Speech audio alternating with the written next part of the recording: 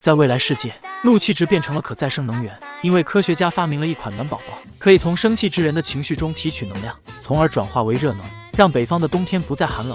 3·9寒天，大雄穿着短裤在外面遛弯，恰巧碰到穿同款短裤的坤坤不敢回家，因为他的爷爷就像个煤气罐，随时有爆炸的可能。弱小的他可没勇气跟红脸的关公对抗，事不关己，大雄先撤。本想回家取暖恢复血条，却发现煤炉中没有火苗，顿时指着偷懒的小多拉就破口大骂。可家中早已没有煤油，因为赶上元旦，卖煤油的店铺正在关门跨年，就连家中每年都用的被炉，此时也变成了废铁疙瘩。大雄顿时气到血管爆裂，见此情景，小多拉立马把他当成了插座。下一秒，大雄的怒气值清零，原来这个平平无奇的暖宝宝可以吸走怒气值，并将它转化为热能。好家伙，这种取暖神器挂在某宝上起码得9块9包邮。然而很快，暖宝宝的能量就被耗尽。据小多拉分析，这是大雄刚才不够生气，于是小多拉决定卖队友。この間ママのメガネ割れてたでしょ。昨日は買い物に行ってお釣りをごまかしたし。のびちゃん！眼看老妈要把大雄变成妙龄男尸，小多拉赶忙充能。下一秒，老妈竟表示过年不打孩子，攒到年后一起打。而两人也靠老妈的怒气值狠狠取了一波暖。可小多拉却担心暖宝宝扛不过今晚，于是两人一拍即合，找到了小镇中杀疯了的男人。小多拉将暖宝宝插入胖虎体内，然后准备在线挑衅。岂料胖虎今天并不和善，反而和善，因为他手握上百张抽奖券，决定靠他在新年体验吃喝玩乐一条龙。只见他来到抽奖现场，就把上百张抽奖券砸在了桌上。小多拉深知抽奖的套路，认为百发零中的胖虎届时定会怒气值拉满。胖虎首发喜提安慰奖，但他自认票子多，1、2、3等奖早晚会被自己轻松拿下。看着有票子就有底气的胖虎毫无生气的迹象，大雄感觉在胖虎生气前，他俩会先被冻成妙龄男尸。就在此时，小扶手拿新款玩具，想约大雄闺房相聚深度探讨。可现在大雄的眼中全是胖虎，看着自己主动白给，大雄却另结新欢，醋往小夫一脚地板油气跑了。大雄只可惜错过了这波到手的移动电源，而另一面的胖虎终于有了生气的迹象。可惜阿呆手欠，摘掉了插头，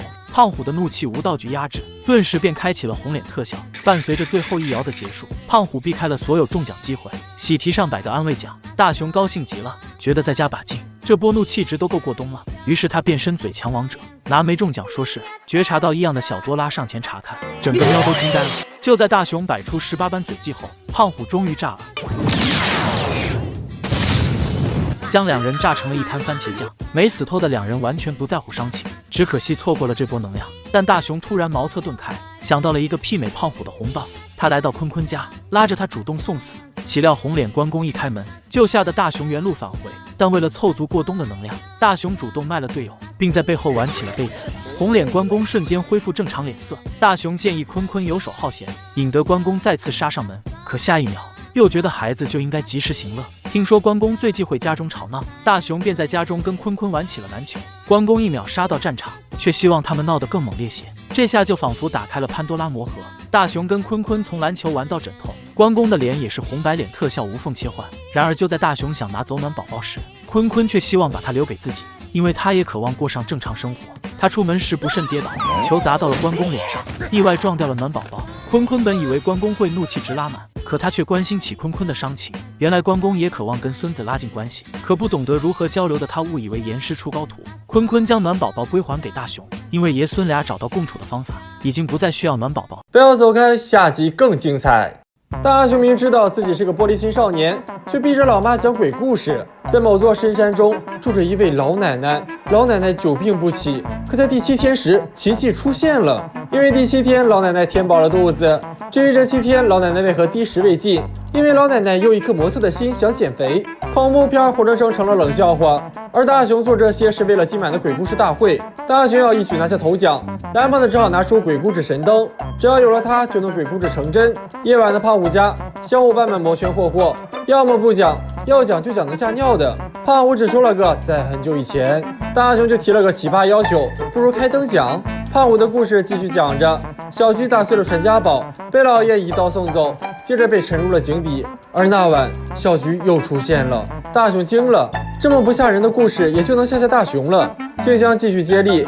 一个暴雨的夜晚，农夫想借宿一晚，可在半梦半醒中却听到了奇怪的声响，而等待他的是大宝贝。大熊又惊了，怕成了小宝宝的人又只有大熊。小夫继续接力。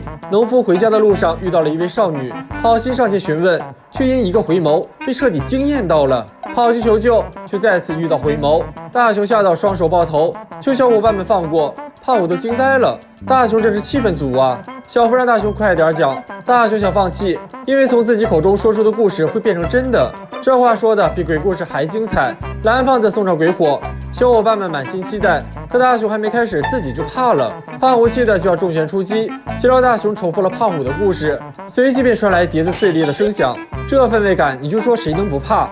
大熊想停下来，可小夫颤抖着让大熊继续，大熊只能顶风上了。岂料一阵妖风，整个房间都暗了下来。而就在此时，房间外传来了妖怪的声音，就连拳头说话的胖虎都怕了。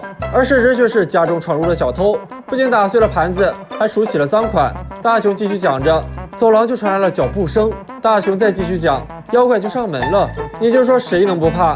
随着房门的打开，真相大白了。小偷逃跑的途中被警察抓住，毫无疑问，大熊赢得了鬼故事冠军。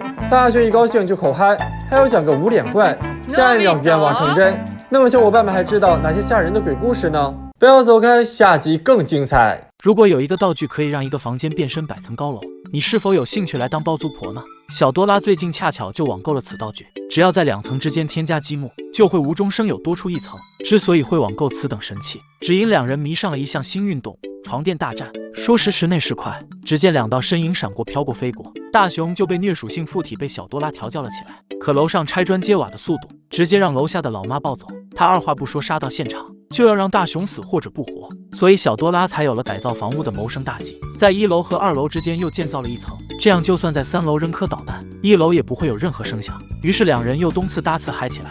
981回合后，老妈只当是别家的熊孩子继承了大熊拆家的衣钵，而大熊也人生头一回摆脱了唠叨的老妈。拆完家的大熊喝水补充体力时灵光一闪，决定喊来媳妇看看婚房。可大熊在走出家门后就智商下了线，因为从外面看仍是2层别墅，原来这是4次元空间，只对内部构造产生影响。大熊找到静香时，两人一拍即合。因为最近静香家附近施工，他正巧想找个安静的房间学习，而大熊的这套婚房正合他意。正巧此时小多拉要出门当海王，他警告大熊千万不要乱用道具。可大熊从小缺钙长大缺爱，天生就爱擦枪走火，只是转眼间功夫，出租公寓的广告就已经贴出去了，而小夫成了他的第一金主。因为老母亲最近更年期，他没法在家安心看漫画，于是大熊又添了1层租给了小夫。小夫一看房间立马上头，直接掏出巨款预支了1年的租金。安排好小夫后，大熊就按捺不住悸动的心，跟静香天长地久地老天荒。然而就在此时，施工队竟然闪现到了大熊家楼下，眼看静香被吵到要去找学霸，小夫也嚷嚷着要退租，而胖虎还在此时要预约公寓。大熊只好卖着炫迈小碎步，跑回房间打造了个9层大别墅，然后把8层安排给了静香，7层安排给了小夫，6层安排给了胖虎。可跟胖虎做生意是要有觉悟的，胖虎租你房间是人情，如果大熊敢伸手要租金，那就会把人情完成事故。与此同时，小多拉回到家，整个喵都被门前的广告惊呆了。他迈着小短腿一路爬楼梯，本以为该到顶楼了，结果一开门，被胖虎逼疯癫的还有刚住进的2位租客。迫于两人退房退租的压力，大熊只好在胖虎的楼上加了几层空房间，终于让世界安静了下来。岂料此时没穿裤子上门求租，大熊只是在人群中多看了老妈一眼，就预感到江湖险恶，不行得撤。他在老妈杀到现场前，不讲武德，疯狂盖起了楼，足足盖了上百层才肯收手，害得老妈体力不支，当场命丧楼梯处。而此时的顶楼已成了东京最高建筑，可人又不能光吃不拉，想上厕所的大熊的表情全写在了脸上。他在楼梯间看到了诈尸的小多拉，可肚中有屎，朋友的生死又算个神马东西？但令大熊万万没想到的是，下了几层楼后的大熊再次看到了诈尸的小多拉。好家伙，大白天遇到了鬼打墙！原来小夫为了给自己来点福利，不仅添加了楼层，还换了房间的位置。看来刚崛起的不动产大佬也只能使飞翔了。